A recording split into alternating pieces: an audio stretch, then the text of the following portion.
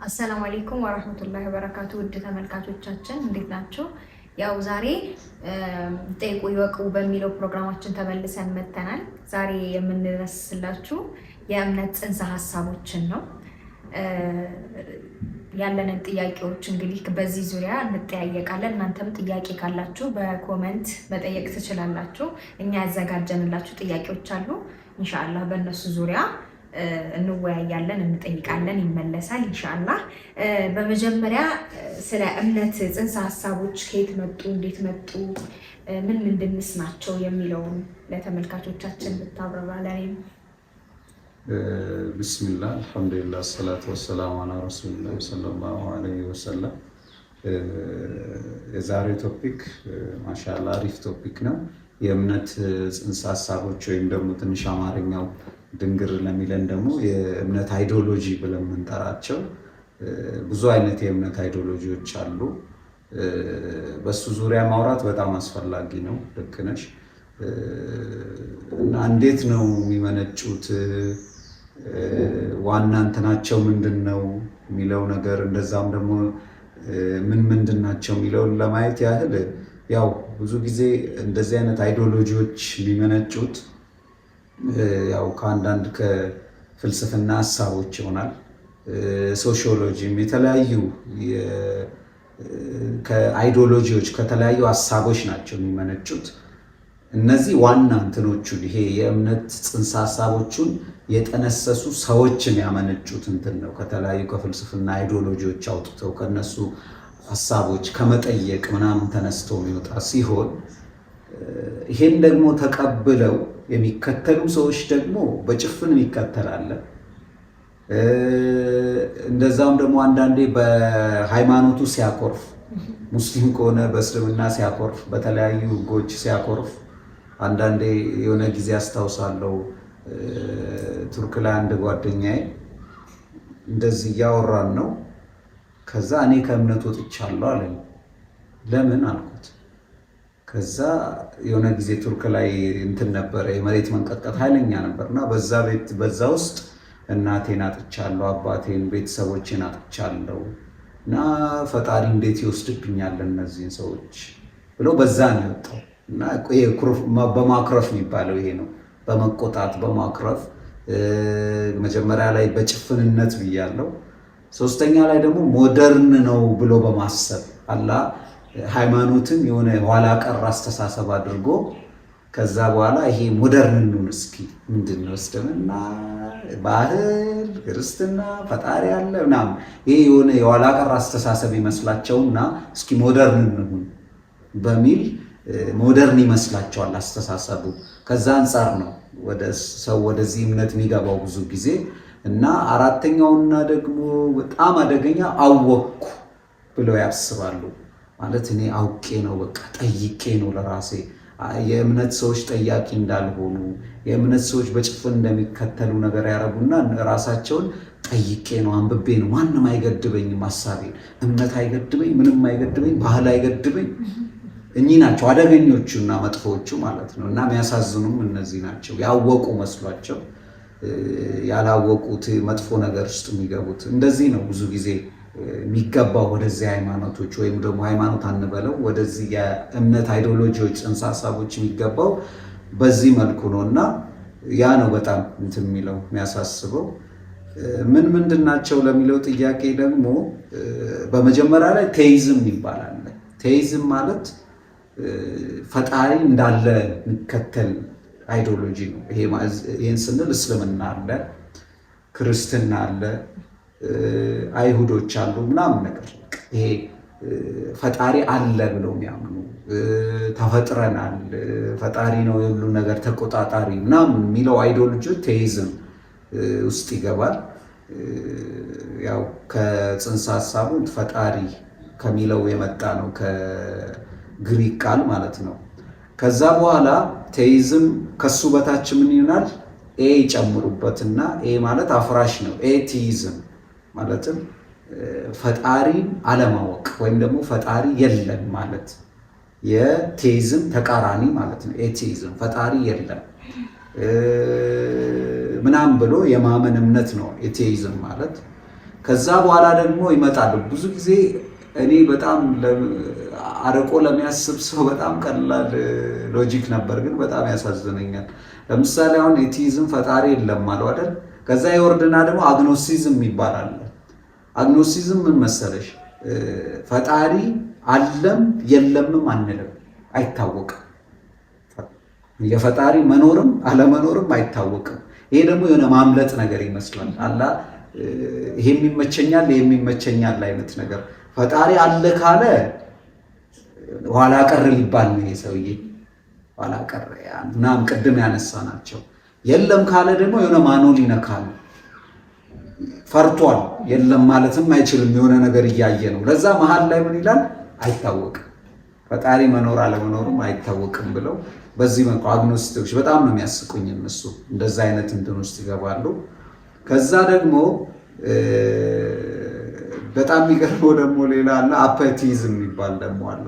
አፐቲዝም መሰለሽ ፈጣሪ መኖሩም አለመኖሩም አይመለከተኝ የሚል አስተሳሰብ ነው። አይመለከተኝ በቃ ምንም እኔ ኖረም አልኖረም ከኔ ህይወት ጋር ምንም የሚያገናኘው ነገር የለም። ቢኖርም ምንም አይመስለኝም፣ ባይኖርም ምንም አይመስለኝም። እና እንዲህ አይነት ነገር ውስጥ ይገባል። ብዙ አለ ፖለቲዝም ምናምን ሁሉ ነገር ፈጣሪ ነው የሚል ምናምን፣ ግን ዋናዎቹ እኚህ ስለሆኑ ናቸው። ዋናዎቹ ቴይዝም፣ ኤቲዝም፣ አግኖሲዝም፣ አፓቴይዝም የሚባሉ ናቸው። ከዛ ብዙ ወደ 20 ስራ ምናምን ሊነሳ ይችላል። ዋናዎቹ እኚህ ናቸው። ከዚህ ውስጥ የወጡ ናቸው ሌሎቹ። እኚህ ናቸው እንትኖቹ አይዲዮሎጂዎቹ፣ ጽንሰ ሀሳቦች፣ የእምነት የሚባሉት በዚህ መልኩ ናቸው። እሺ ዛሬ ያው እንትን ኤቴይዝም ቴይዝም ከሚለው ከስሩ ብዙ የሚመነጩ ሀሳቦች እንዳሉ በተቃራኒው ብዙ እንትኖች እንዳሉ አይዲዮሎጂዎች እንዳሉ ነግረህናል፣ አስረድተህናል። ሌሎቹን እንትን ለዛሬ እንተዋቸውና ኤቴይዝም የሚለውን ኤቴይዝም ምንድን ነው? የኤቴይዝም ጽንሰ ሀሳቡ ዓላማው ምን እንደሆነ ብታብራራለን ለዛሬ እቺን ብለን። እሺ ኢንሻአላህ ልክ ነሽ።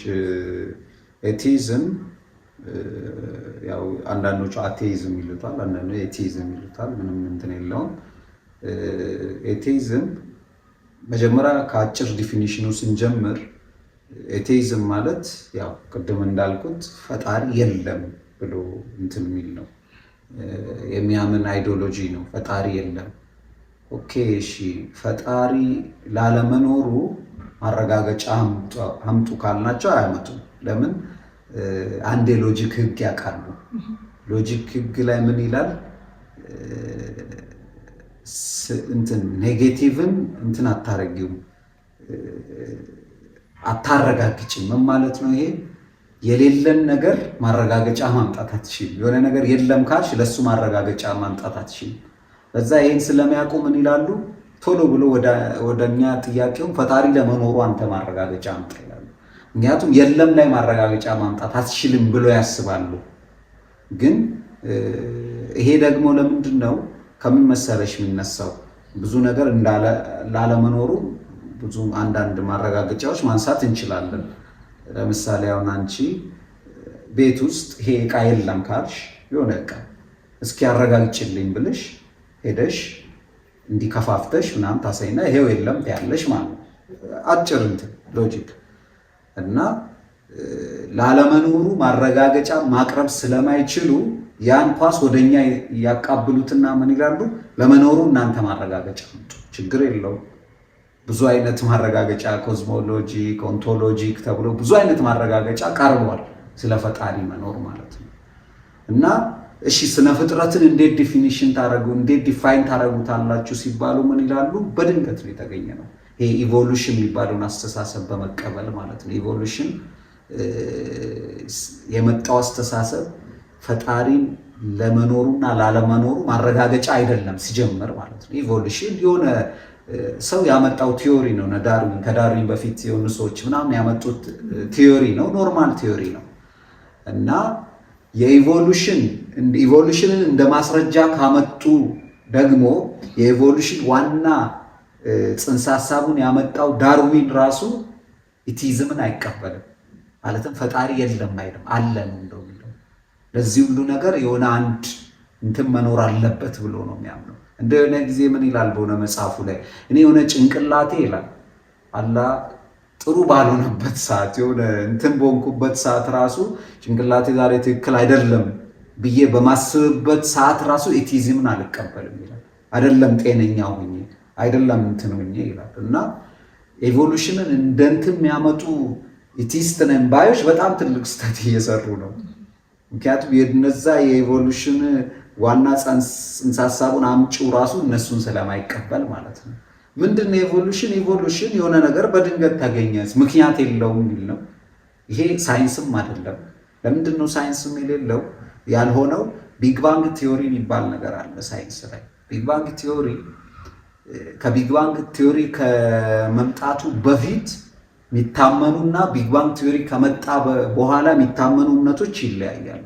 ከቢግ ባንግ ቲዮሪ ጀምሮ ሁሉም ዓለም የሚቀበለው የቢግ ባንግ ቲዮሪ ቢግ ባንግ ቲዮሪ መጣ ሲባል አንድ ነገር ነው። የሁሉም ነገር መጀመሪያ እንዳለ ነው ያሳየን ቢግ ባንግ ቲዮሪ። የሁሉም መጀመሪያ ካለ ደግሞ ለዚህ መጀመሪያ አስጀማሪ መኖር እንዳለበት ነው ያሳየን ቢግ ባንግ ቲዮሪ ሙሉ ለሙሉ ማለት ነው። እና አላህ በቁርአን ውስጥም እንደሚለው አወለም የረ ለዚነ ከፈሩ አነ ሰማዋት ወልአርድ ካነታ ረትቀን ፈፈተቅናሁማ የሚለው ቢግ ባንግ ቲዮሪ የሚደግፍ ሀሳብ ማለት ነው ቁርአን ውስጥ ያለው። እነዚያ የካዱ ሰዎች እንደሆነ አንዳንዴ ይህን ቃል አላህ ቀጥታ ያው የካዱ ናቸው ኤቲስቶች፣ ግን ቀጥታ ለነሱ የተወረወረ ነው ይመስለኝ አንዳንዴ ሳይ። እና እነዚያ የካዱ ሰዎች አያምኑም አያዩም ምንም እንደ ይላል። ምድር አፈጣጠርን ሲነግረን እንደዚህ አንድ ላይ ነበር ልክ ቢግ ባንግ ቲዮሪ እንደሚለው። ከዛ ፈፈተቅናሁማ እነሱን ከፋፈል ነው ይላል። ቢግ ባንግ ቲዮሪ ምንድን የሚለው እንደዚህ አንድ ላይ ተሰብስበ ከዛ ፍንዳታ ተፈጠረ፣ መሬቱ መሬት ሆነ፣ ፕላኔቱ ፕላኔት ሆነ ምናምን ነው የሚለው። ይሄ ማለት የሁሉ ነገር አስጀማሪ እንዳለን ቢግ ባንግ ቲዮሪ ራሱ ያሳየን ማለት ነው በዚህ ቲዮሪ። እና ኢቮሉሽን ሳይንስ ነው ብሎ የሚያስብ ሰው ሲጀምር በጣም ነው የሚገርመው። ኢቮሉሽን ሳይንስ አይደለም። ኢቮሉሽን የሆነ ቲዮሪ ነው። ያን ቲዮሪ ደግሞ ለማረጋገጥ ያመጡት የተለያዩ ለምሳሌ ፎሲሎች ምናምን ነበሩ አሉ። የሰው ፎሲል እንዲህ ነበር ምናምን ነገር። እነዛ ፎሲሎች እያንዳንዱ ትክክል እንዳልሆነ አሁንም ተረጋግጧል።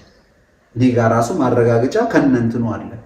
እያንዳንዱ ለምሳሌ አሁን ጥርስ አመጡና የሆነ ጥርስ ይሄ የሆነ ጊዜ የሆነ ሰው ጥርስ ነው። አናት አመጡና የዚህ አናት ነው።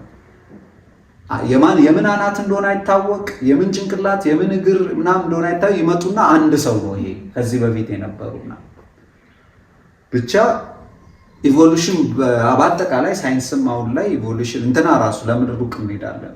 ዳርዊን ራሱ የሆነ መጽሐፉ ላይ ስለ ኢቮሉሽን ሲናገር እኔ ራሱ ምን የጻፍኩት እኔ ራሱ ተገርሜያለሁ አለ። በኋላ ላይ ሲጠይቁት እኮ ነው ኢቮሉሽን ምን ሆነ ነው ዳርዊን ይሄን የጻፍኩት እኔ ራሱ በጣም የተገረምኩት ነው ምናምን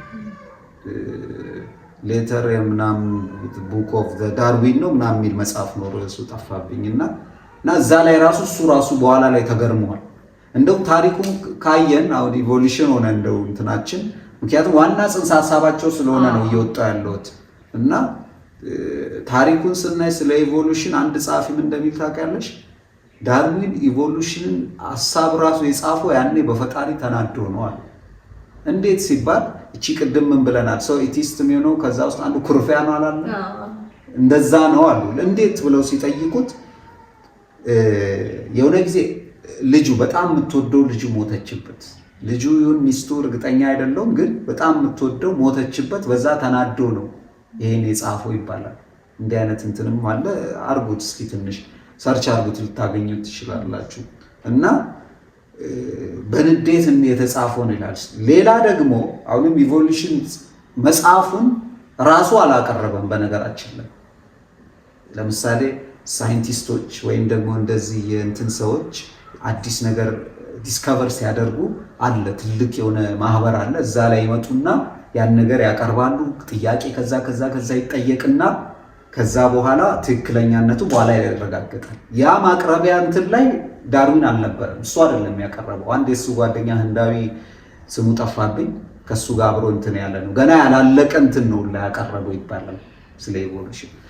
እና ኢቮሉሽን ላይ ሌላ ጊዜ በደንብ እንሰራለን። በጣም የሚያስቀኝ ቲዮሪ ስለሆነ ሰው ግን ዛሬ ያን ቲዮሪ ይዞ እንደ ትልቅ ቲዮሪ ሲያወራ በጣም ስለሚገርመኝ ነው። እንደ ዋና እንትን የሚያነሱት ያ ስለሆነ ነው የኔ ያመጣሁት። ኢቲስቶች ኢቮሉሽንን እንደ ማስረጃ ስለሚያቀርቡ ነው እንትን ያቀረብኩት ያን ነገር እና ቢግ ባንግ ቲዮሪ እና ኢቮሉሽን ሲጀምር የሚጣጣሙ ነገር አይደለም። ቢግ ባንግ ቲዮሪ የሁሉ ነገር መጀመሪያ እንዳለው እና አስጀማሪ እንዳለው ነው የሚያሳየን። አይዛክ ኒውተን ማን ዛሬ ላይ ምድር ላይ በጣም ትላልቅ ወይ አሉ የሚባሉ ታሪክ ላይ ያለፉ ሰዎች ብላችሁ ብትጽፉ ሁለተኛ ላይ አይዛክ ኒውተን ነው ያለው። አንደኛ ረሱል ሰለላሁ ዐለይሂ ወሰለም ናቸው፣ መሐመድ ሰርች ማድረግ ትችላላችሁ። ሶስተኛ ላይ ዒሳ ነው ወይም ኢየሱስ ነው። ሁለተኛ ላይ አይዛክ ኒውተን ነው ያለው። በሳይንሱ ዓለም ላይ ኒውተን ሎው ተብሎ ብዙ ነገር ያለው እሱ ነው። እሱ ራሱ ምን ይላል መሰለሽ? ፈጣሪ እንዳለ ያውቃል። በቃ መኖር አለበት የሁሉ ነገር ይሄ ሁሉ የምታዩት ስነ ፍጥረት ምናምን ለራሱ ሊገኝ አይችልም። አንድ ራሱን የቻለ እንትን አለ፣ አስጀማሪ የሆነ ተቆጣጣሪ አለ ይላል አይዛክ ኒውተን ራሱ ማለት ነው። እና ይሄ ብዙ አለ፣ ቅድም ብዬሻለሁ። በኦንቶሎጂ ኮዝሞሎጂ ምናምን ብዙ ከስነ ምግባር ምናምን አንጻር ብዙ የፈጣሪ መኖር ተረጋግጧል፣ አስቀምጠናል። ራሱን የቻለ ሌላ ፕሮግራም እሱ ማቅረብ የሚቻል ነገር ነው።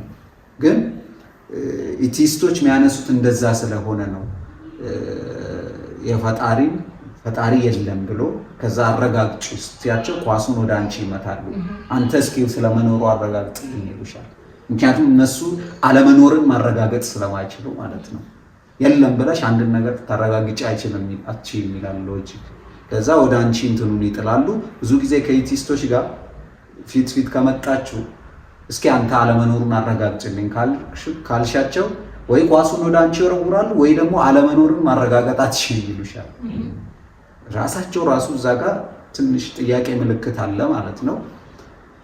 ያ ኢቲስት ነው ብዙ እንዳልኩሽ ነው። ኢቲስት ሰው የሚሆነው ብዙ ጊዜ ቅድም ባልኩት በኩርፊያ ይሆናል፣ ሞደርን ነን ብለው አጉል በማሰብ ይሆናል። ብዙ አይነት ነገር አለ። ያ ነው እንግዲህ። እሺ፣ በጣም እናመሰግናለን። ያው ኤቲዝም የሚለው እምነት ትለዋለህ ወይስ አስተሳሰብ? እስቲ እንዳንተ እንትን በልኝ። ኤቲዝም ማለትም ፈጣሪ የለም ማለት ይሄ በጣም ወሳኝ ጥያቄ ነው። አሁን ሰው ይሄን ነገር በደንብ እንዲያዳምጥልኝ እፈልጋለሁ። አንቺንም ይሄን ጥያቄ ጠይቅሻለሁ። ለምሳሌ አንድ መጽሐፍ አለ፣ የሆነ መጽሐፍ አለ። ከዛ ሁለታችንም ስለዛ መጽሐፍ የተለያየ ሐሳብ አለ። ምን እላለሁ? የኔ ሐሳብ እንዲህ ነው። ይሄ መጽሐፍ ያለ አንድ ጸሐፊ አይጻፍም። ምክንያቱም እንደ አምጥቼ ነው መጽሐፍ እንዲህ ዝም ብዬ ሳየው ባዶ ነበር፣ ለራሱ ተጠቅጠቅ ተደርጎ ተጻፈ ብቻ እብድ ነው የምትያለሽ። እና ምክንያቱም ይሄን የመሰለ መጽሐፍ አንድ ደራሲ ተጨንቆበት ተጠቦበት ምናምን ነው የጻፈው ብዬ አምናለሁ። እንደዚህ ብዬ ነገርኩሽ። አንቺ ደግሞ ወይም ደግሞ ሌላ አስተሳሰብ ያለው ሰው ደግሞ እንዲያረ ይሄ መጽሐፍማ የሆነ ጊዜ በድንገት ነው ሉኩ በድንገት ተገኘ፣ ከዛ በኋላ ብዕሩም በድንገት ተገኘ፣ ተገናኙና አንድ ላይ ብዕርና እንትን አንድ ላይ መጥተው ተጻፉ ብሎ አንድ የሚያምን ሰው አለ። እንዳንቺ የዛ አስተሳሰብ ነው እምነት ወይስ ደግሞ የመጀመሪያው አስተሳሰብ ነው እምነት? ሁለተኛው ማለትም ይሄ በድንገት መጥቶ ነው የተጻፈው። ለመሰለሽ ይሄን ጥያቄ ያነሳውበት እንደዚህ ይላሉ ብዙ ጊዜ ኤቲስቶች። አማኞች እምነትን ጭፍን እምነት ይዘው ነው የሚሄዱት ይላሉ። አያስተነትኑም፣ ሰርች አያረጉም፣ አያነቡም ብሎ ያስባሉ። ቢያውቁበት ግን ጭፍን እምነት ይዘው የያዙት እነሱ ናቸው። እንዴት? እዚህ ጋር በዚህ ምሳሌ ለያዝልሽና የዚህ መጽሐፍ አንድ ጸሐፊ አለው ማለት ይሄን የመሰለ መጽሐፍ ያለ አንድ ደራሲ ተጨንቆ ዕውቀት ያለው ጉልበት ያለው ነገራቶችን መቆጣጠር የሚችል አንድ ጸሐፊ ነው ይሄን መጽሐፍ የጻፈው ማለት ይሄ ትክክለኛ ዕውቀት ነው መሆን ያለበት እምነት ነው። ይሄ ምን ይባላል? ዕውቀታዊ እምነት ይባላል። ነገር ግን እነሱ የሚሉት አይ የሆነ ጊዜ ወረቀት መጣ፣ የሆነች ቦታ ቁጭ አለ፣ ከሆነ ሚሊዮን ጊዜ በኋላ ደግሞ ሚሊዮን ዓመት በኋላ ብዕር ተፈጠረች። ከየት እንደተፈጠረችም እኮ አይናገሩም። ብዕር ተፈጠረች። ከዛ መጡ ተገናኙና ራሱን ጻፉ። እምነት ማለት ይሄ እኮ ነው። ጭፍን እምነት ይሄ ነው። በነገራችን አላወቁም። ይሄ ነው ጭፍን እምነት። እኛ ዕውቀታዊ እምነት ነው እያመንን ያለን መሆን ያለበትም ስለሆነ ማለት ነው። እና አንዳንዴ ደግሞ የሚገርመኝ ነገር አለ። እንዲህ ይላሉ፣ ሳይንስ እምነትን ገደለ። ሳይንስ ከመጣ በኋላ እምነት ሞተ። እነዚህ ሰዎች እንዲህ የሚሉት ሰዎች ሳይንስን አያውቁ። በነገራችን ላይ ሳይንስ ምን እንደሆነ አያውቁ። ሳይንስ ማለት ምንድን ነው? አንድ ነገር ሃው ነው እንጂ ኋይን እንትን አይልም። ምን ማለት ነው? የአንድ ነገር እንዴት ሆነ። ለምሳሌ የመሬት ግራቪቲን የመሬት የስበት እንትን ነው የሚባለው እና እሱን ለምሳሌ እንደ ምሳሌ ላንሳልሽ እና ኒውተን ሲያገኝ በሁለት ነገር እንየው። ይሄው ቁጭ ብዬ አለ ኒውተን ሲናገር፣ ቁጭ ብዬ እያለው አፕል መሬት ስትወድቅ ሰው እያነሳ በላ፣ እኔ ለምን ወደቀች ብዬ አሰብኩ አለ። ልዩነታችን ከሌላ ሰዎች ጋር ይሄ ነው አለ። ለምን ብዬ ወደቅ አሰብኩኝና ቁጭ ብሎ ባለበት ለምን መሬት ይወድቃል ብዬ አሰብኩ አለ። ከዛ አጠናውኝ፣ የመሬት ግራቪቲን አገኘው። ኒውተን የመሬት ግራቪቲን አልፈጠረም አገኘ እንጂ። እዚህ ጋር ነው ትልቅ ስህተት እየሰራል ያለውን ነገር ለኛ ዲስከቨር አረገልን። ለኛ የመሬት ግራቪቲ ማለት በዚህ የተነሳ እንደዚህ ነው የሚለውን ዲፋይን አደረገልን እንጂ አልፈጠረም የመሬት ግራቪቲ። ተግባባና? አሁን ሳይንስ እምነትን አጠፋ የሚሉ ሰዎች በምን አይነት ጭፍን አስተሳሰብ እየሄዱ እንደሆነ አልገባኝም። እዛ ጋር ያለን ነገር ነው ሳይንስ የሚያጠናው። ሳይንስ ደግሞ ኪያውስ ባለበት ቦታ መጠናት አይችልም። የኪያውስ ተቃራኒ ምንድን ነው? ስርዓት ነው። ስርዓት ማለት ነው መሰለሽ፣ አንድ አካባቢ ለምሳሌ ሳይንስ ስርዓት በሌለበት ቦታ ፎርሙላ ሊጻፍ አይችልም። ዛሬ ፊዚክስ ምናምን የሚባለው ዜሮ ነው የሚሆነው፣ ሳይንስ ምናምን ዜሮ ነው የሚሆነው። ምን ማለት እንደሆነ በአጭሩ ልንገርሽ። ይሄኛው መሬት ሲወድቅ 9.81 አገኘ። የመሬት ግራቪቲ እንደዛ ነው አለ ኒውተን አይደል? እዛ ጋር ስርዓት ባይኖር ኖሮ ዛሬ 9.81 የሆነው ነገ 9.9 ይሆናል ወይም 10 ይገባ ነበር። ከነገ ወዲያ ደግሞ 7 ይወርድ ነበረ። በዚህ የተነሳ ሳይንስ መሰራት አይችልም፣ ፎርሙላም ሊሰራ አይችልም። ግን ቋሚ ስርዓት ስለሆነ ሁሌም 9.81 ስለሆነ ምን ተሰራ? የመሬት ግራቪቲ የሚባለው ነገር ተገኘ። ለምሳሌ H2O ውሃ ከሁለት ሃይድሮጅን እና ከአንድ ኦክሲጅን ነው የሚገኘው።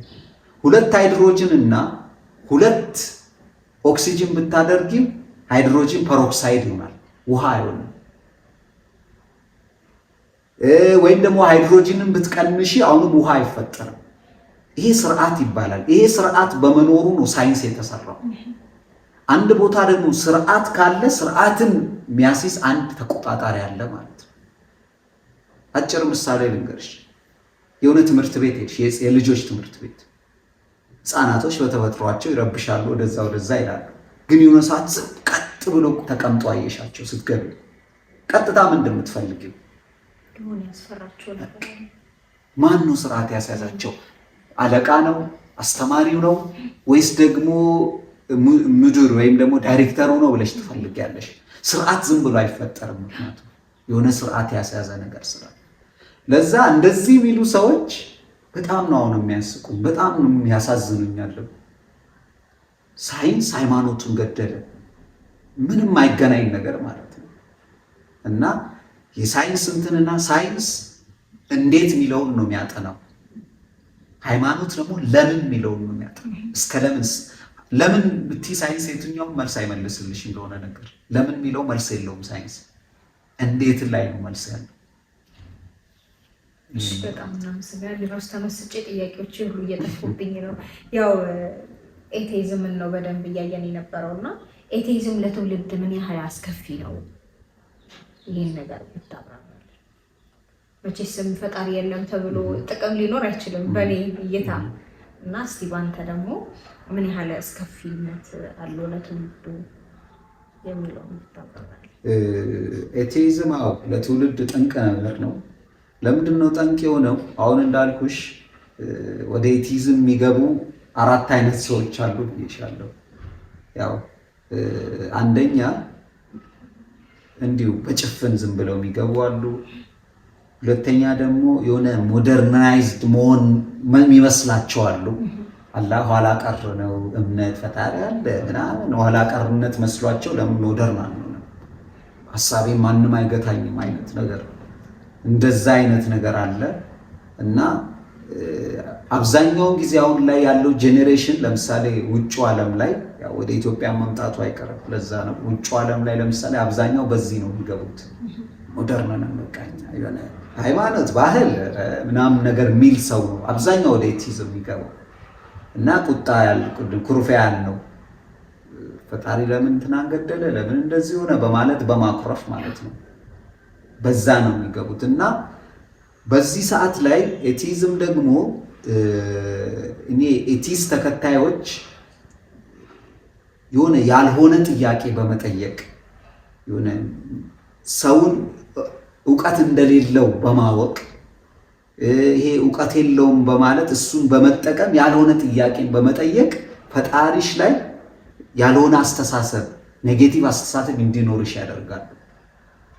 እና በዛ ሰዓት ላይ የሚጠይቁትን ጥያቄ ወይም ይመልስላቸው ስላጡ ወይም ደግሞ የነሱ የዕውቀት እንትን ዝቅ ስላለ በዛ የተነሳ ይገባሉ። ያኔ ትውልድን ያበላሻል። ይሄ ነገር ኃይለኛ ነገር ሆኖ አይደለም በነገራችን ላይ በጣም ኢመንት ነገር ነው።